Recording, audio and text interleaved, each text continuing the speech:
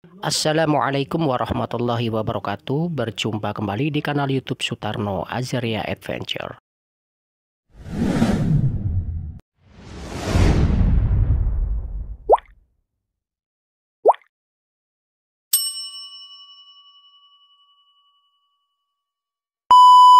Alhamdulillah, di kesempatan episode kemarin kita telah membahas tentang YouTuber Dodi Sefriadi yang menemukan bahwa Abah Aus ini nggak cuman bicara di dalam dakwah beliau ya, yang berfatwa bahwa untuk melaksanakan umroh itu ke Eropa, karena kalau ke Madinah dengan ke Mekah itu sudah umum karena umrohnya ke masjid, tapi kalau ke Eropa itu ke gereja untuk foto-foto di sana.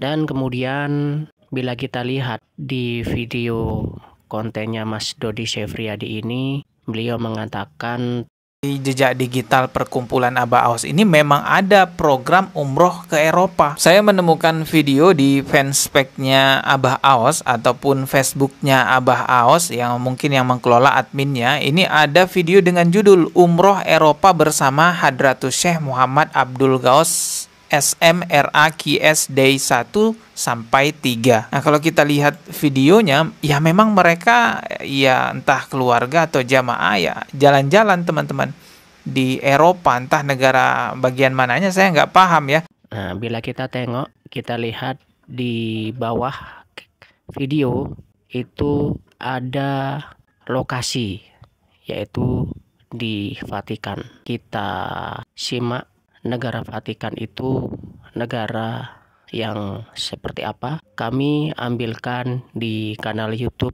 Tio JB untuk lebih jelasnya. Barakallahu fikum. Wassalamualaikum warahmatullahi wabarakatuh. Vatikan adalah sebuah negara yang terletak di tengah kota Roma, Italia, dan negara ini luasnya hanya 0,44 km persegi, dengan penduduk hanya 842 jiwa, sehingga menempatkan Vatikan sebagai negara terkecil di dunia. Sejarah Vatikan. Jauh sebelum kedatangan agama Kristen, daerah yang dulu bernama Ager Vaticanus ini sudah dianggap daerah suci. Vatikan sendiri bermakna vates, nabi, dan kano bermakna bernyanyi. Pada zaman Republik Romawi, Vatikan menjadi daerah sepi karena merupakan perbatasan antara Romawi dengan musuh bebuyutannya. Pada tahun 326 Masehi, gereja pertama dibangun di atas tempat yang diperkirakan sebagai makam Santo Petrus. Sejak saat itu, daerah Vatikan mulai banyak dikunjungi orang. Para paus dalam peran sekuler, mereka mulai memperluas pengaruh mereka pada daerah-daerah sekitar. Dan melalui negara-negara, paus memerintah banyak daerah di semenanjung Italia. Dan itu berlangsung lebih dari 1000 tahun, hingga pertengahan abad ke-18 ketika seluruh Italia dipersatukan. Pada saat itu, daerah negara paus disita oleh kerajaan Italia yang baru didirikan. Lalu pada tahun 1870, dalam gerakan penyatuan Italia, wilayah kekuasaan para pemimpin gereja dimasukkan ke dalam wilayah Italia, dan wilayah kekuasaan paus lebih dikurangi lagi ketika Roma dianeksasi. Namun, gereja Katolik Roma tidak menerima hal ini dan timbullah konflik antara gereja dan kerajaan Italia, yang akhirnya diselesaikan dengan Perjanjian Lateran, atau juga dikenal dengan nama Perjanjian Konkordat, dan ditandatangani pada tanggal 11 Februari 1929 oleh Kardinal Gaspari yang mewakili Pius XI, serta Benito Mussolini yang mewakili Raja Victor Emmanuel III.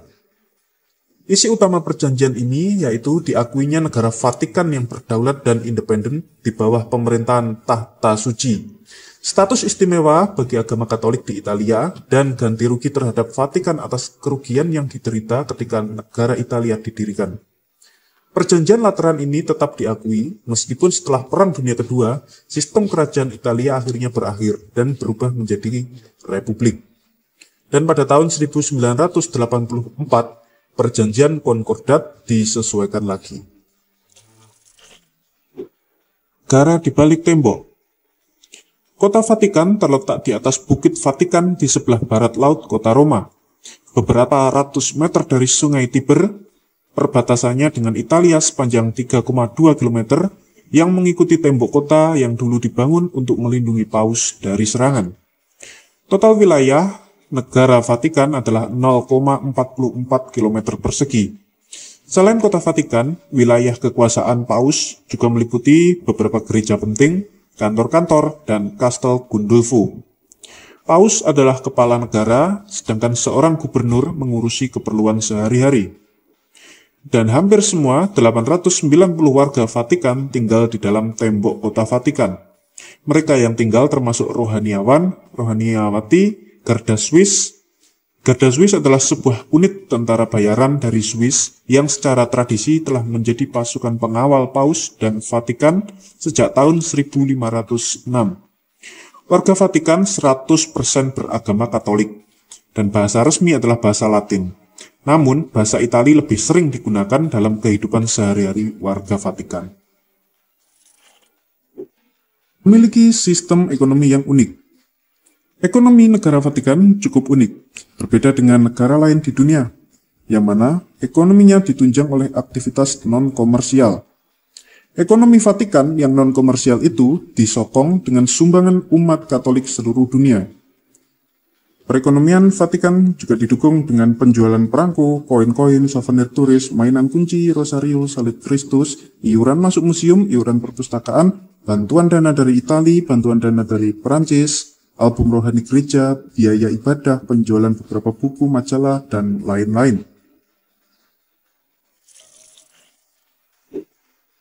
Memiliki tentara berseragam unik. Walaupun paus-paus sebelumnya menyewa tentara bayaran Swiss sebagai bagian tentara Vatikan, Garda Swiss Sri Paus ternyata diresmikan oleh Paus Julius II pada tanggal 22 Januari 1506 sebagai pengawal pribadi Paus. Mereka terus melakukan tugasnya itu hingga saat ini.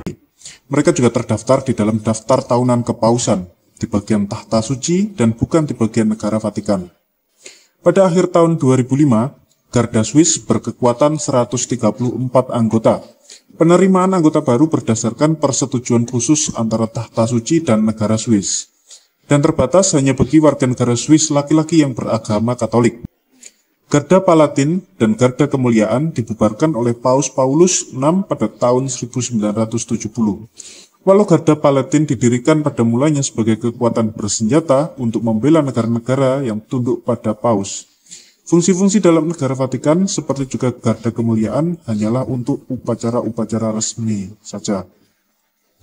Dan juga ada Corpo della Gendarmeria, yaitu berperan sebagai kekuatan kepolisian. Namanya dalam bahasa Indonesia adalah Korps Polisi Negara Vatikan.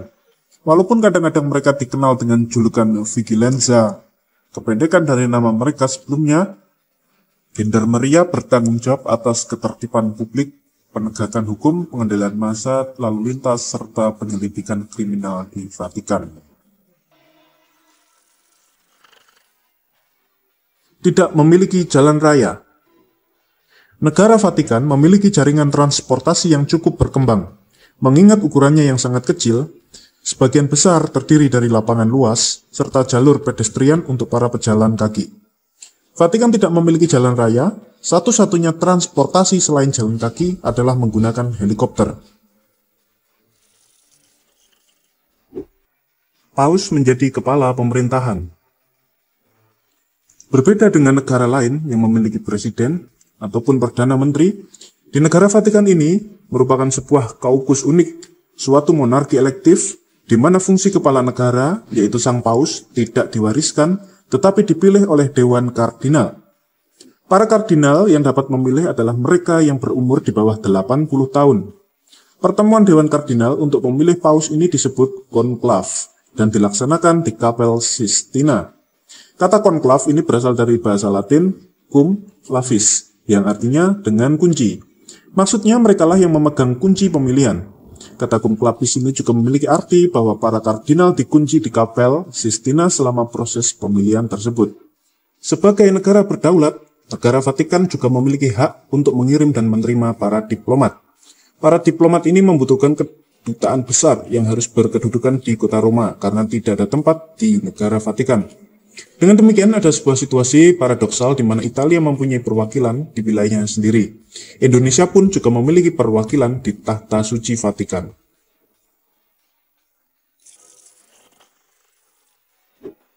Misteri tersembunyi di negara Vatikan.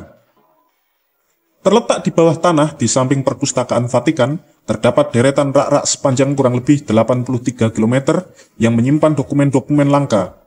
Puluhan ribu hingga ratusan ribu dokumen bahkan berasal dari abad ke-8, namun tidak ada yang benar-benar yakin berapa jumlah sesungguhnya. Arsip Rahasia Vatikan didirikan pada tahun 1612 dan memiliki berbagai macam dokumen yang tak terhitung lagi banyaknya. Ilmu pengetahuan yang sangat banyak tersimpan dalam berangkas rahasia tersebut. Namun, untuk mendapatkan akses, membaca dokumen tidaklah mudah. Tidak ada seorang pun yang diizinkan masuk ke tempat itu sampai tahun 1881. Saat itu, seorang cendekiawan Katolik untuk pertama kalinya mendapatkan akses ke ruang membaca. Namun, sebelumnya ia harus secara spesifik mengajukan permohonan dan mengatakan buku apa yang dicari. Sebanyak 35.000 dokumen telah ditata berdasarkan indeks, tapi ini hanyalah sebagian kecil dari barang yang dimiliki oleh Vatikan.